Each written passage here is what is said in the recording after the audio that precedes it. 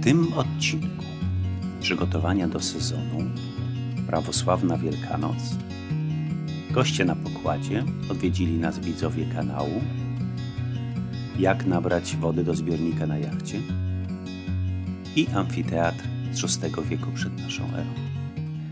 Wczoraj było pochmurno, wiał wiatr, no i tak żeśmy wyszli. No i Marcin, już teraz mniej widać, bo to już minęła noc, był taki czerwony. Teraz jesteśmy cali wysmarowani białym tym kremem na słońce. Nie ma żartów. Jest słońce. Nawet jak go nie ma.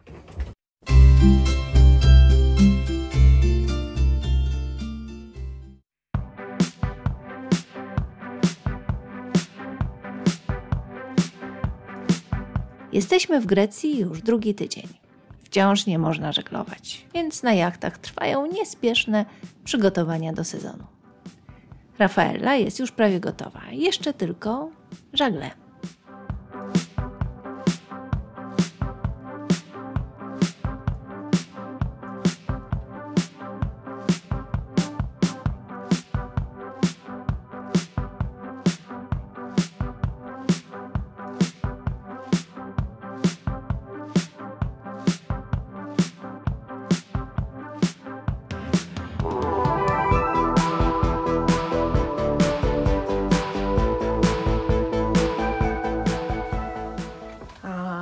Są święta, Wielkanoc i dostaliśmy od Christosa smakołyki świąteczne, wino, takie ciasto, to jest ciasto tradycyjne, zawsze się je na Wielkanoc z jajem, to czerwone to jest jajo. Dostaliśmy pisanki, pisanki też muszą być czerwone, czerwone dlatego, że to symbolizuje krew Chrystusa. Jeszcze dostaliśmy taką pieczeń. O, i takie ciasteczka. O. Ojejku, ale czujemy się rozpieszczeni. Dziękujemy bardzo Christosowi i Eleferii. Wesołych świąt. I oni mają taką samą grę jak my, że się jajkami zderzamy. No, a to już pęknięte jest. No to wiesz, jakieś. O. A! O.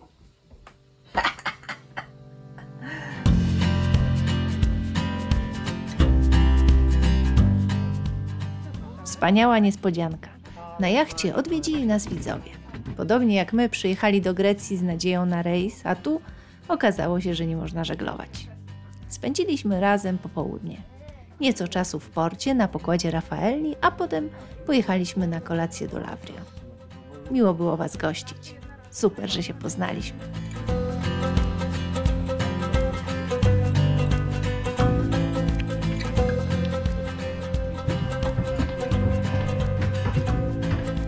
O, ale to duszno.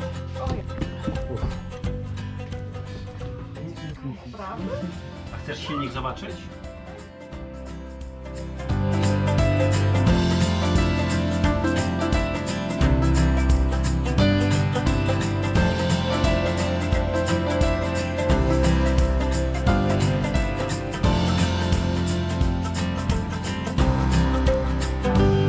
Majówka, cisza, w porcie, pusto. Tam na jednej łódeczce jacyś państwo siedzą. A tak, nic. Kompletna cisza. Bardzo dziwne. Ale przyjemne. Przyjemnie się tak mieszka. Okazuje się, że można mieszkać spokojnie na takiej małej przestrzeni, jak na jachcie. Wszyscy uprawiający van life wiedzą, o czym mówię. Wcale nie potrzebujemy wiele. Tak naprawdę to mamy bardzo dużo miejsca, bo się zlewamy z całą przestrzenią wokół nas i cała ta przestrzeń wokół nas też się staje naszym miejscem. I na przykład ćwiczę jogę na pomoście. W domu ćwiczę w salonie, między kanapą a kominkiem. A tutaj na pomoście. Pomost. Takie miejsce między kanapą i kominkiem.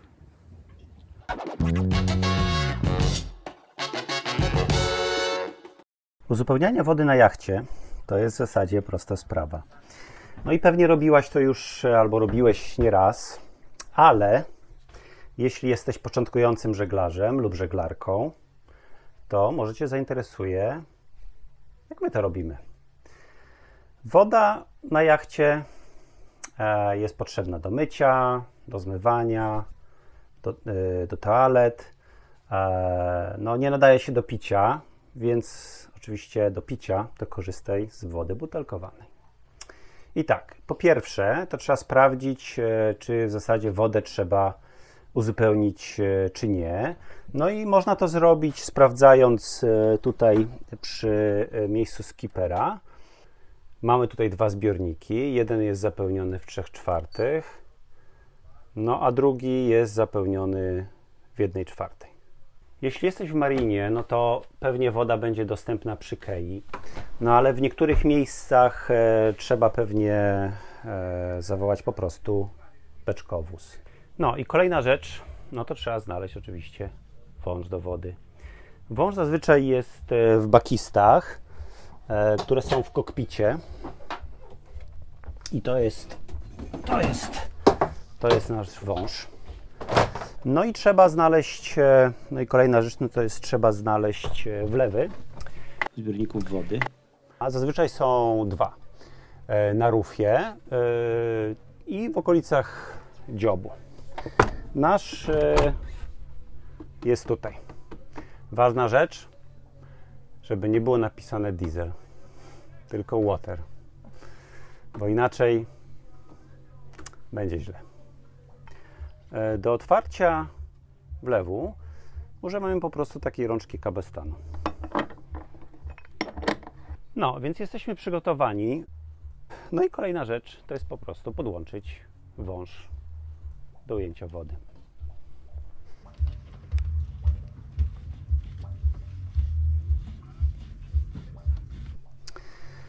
Wlew oczywiście musimy odkręcić. No i uwaga, najczęściej korek jest uwiązany takim metalowym łańcuszkiem. No ale zdarza się, że taki łańcuszek jest po prostu urwany. Gdy tak jest, to ja po prostu chowam korek do kieszeni. No bo gdy taki korek wpadnie do wody, to już na zawsze. Gdy odkręcimy korek, no to kabestan też trzeba zabezpieczyć, no bo może być dokładnie tak samo, może po prostu wpaść do wody. Jesteśmy gotowi, wkładamy wąż do wlewu i możemy odkręcać wodę. Napełnienie zbiornika może zająć kilkanaście minut. Gdy usłyszymy, że zbiornik jest bliski napełnienia, no to po prostu zakręcamy wodę. No lub jeśli ktoś nam pomaga, no to po prostu krzyczymy do naszego pomocnika.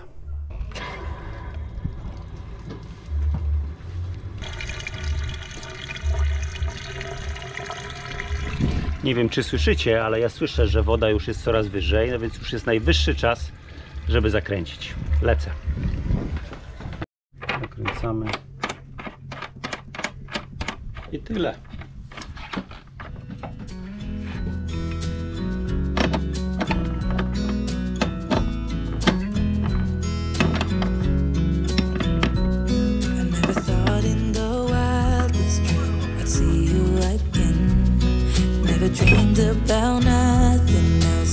Marcin z powodów zawodowych musiał zostać na jachcie, a ja pojechałam na północ od Lavrio do amfiteatru Torikos. I jakoś lubię te wszystkie poobijane stare głazy, które kiedyś żyły. Jesteśmy w amfiteatrze Torikos. na północ od Lavrio. To są jakieś 2 km od Lavrio. No, kolejne takie miejsce bez biletów, bez budki, bez strażników i człowiek jest sam. A ten amfiteatr Troikos z VI wieku przed naszą erą jest najstarszym amfiteatrem w Grecji. Ale heca. Stary, a taki ładny.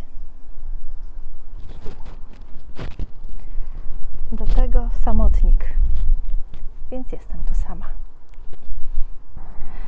Przyjechałam Uberem. To już się powtarza po raz kolejny. Wszyscy twierdzą, że tu nie ma Ubera i że to nie jest możliwe zamówić sobie Ubera. A ja biorę aplikację, klikam i zamawiam Ubera. No. I przyjechałam Uberem, chociaż jak szłam do taksówki, to kilka osób mi powiedziało, że to niemożliwe, żebym przyjechała Uberem. No i to tu uwielbiam. Po prostu przychodzę i wchodzę do amfiteatru z VI wieku przed naszą erą. A muszę połknąć gorzką pigułkę, bo wcześniej powiedziałam, że wszyscy twierdzą, że tu nie ma Ubera, a jest, bo zawsze mi się udaje. No więc teraz chcę wrócić do Lavrio i mi się nie udaje, już nie ma. Idę piechotą. A niedaleko, 3 km. Cześć. Cześć, hej. Hello. To my pływamy. Może nas zasubskrybujesz? To będziemy się widzieć częściej. To nam bardzo pomoże. Dzięki. Dzięki.